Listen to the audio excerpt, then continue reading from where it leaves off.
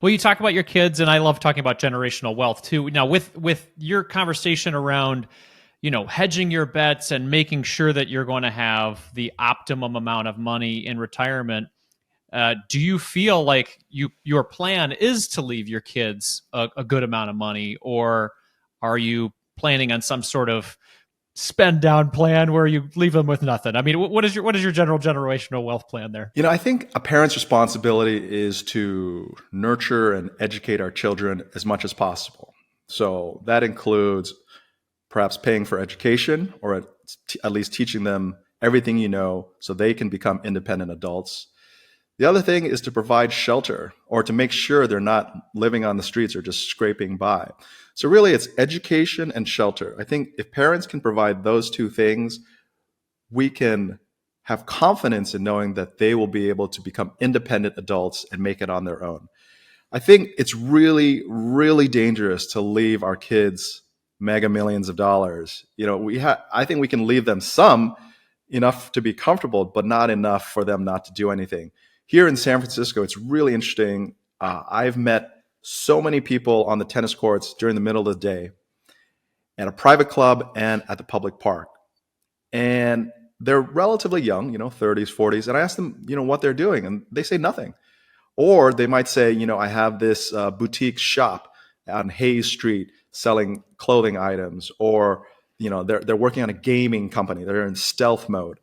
But the reality is, none of them have had to work and create something of their own because they grew up with a lot of money, whether it was like a trust fund, or the parents just hooked them up. They live in multi-million-dollar houses and they don't have to work. And so the sad thing I see in their eyes and in their voice is that they haven't created something of their own. So it's taken away that triumph that we all get when we do create something on our own.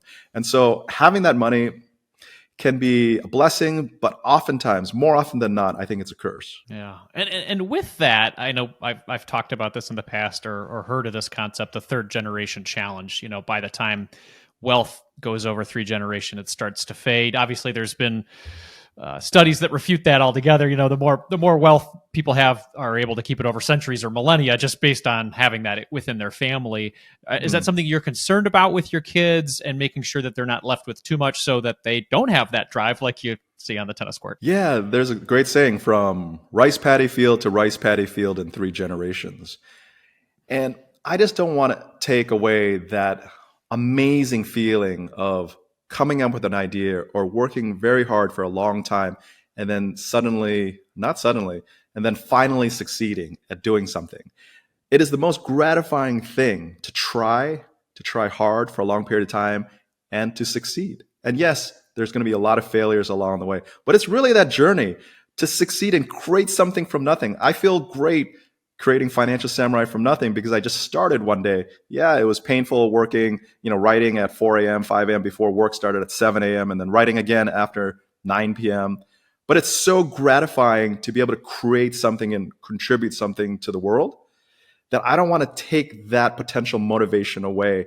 And so I have to figure out what is that right amount. And hopefully I'll figure it out before they leave the house at 18 or 19, because I'll have had 18 years of experience in trying to educate them about personal finances, life, and all the funny things that go along with it. Yeah, I think that's the good point right there, because we're doing well, and we want to help our kids continue to do well, but by providing them all of the, call it, tools of money, but without the knowledge on how to use them, it could be very dangerous. And also a lack of purpose too. So is it, as you said, knowledge, shelter, and then college education, and then bona fortuna? Or, at that point?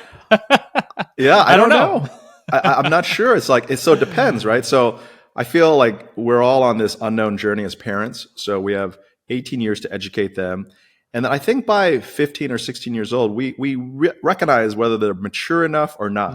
And so if they're immature or they're not mature enough, then we're going to throttle that back in terms of providing.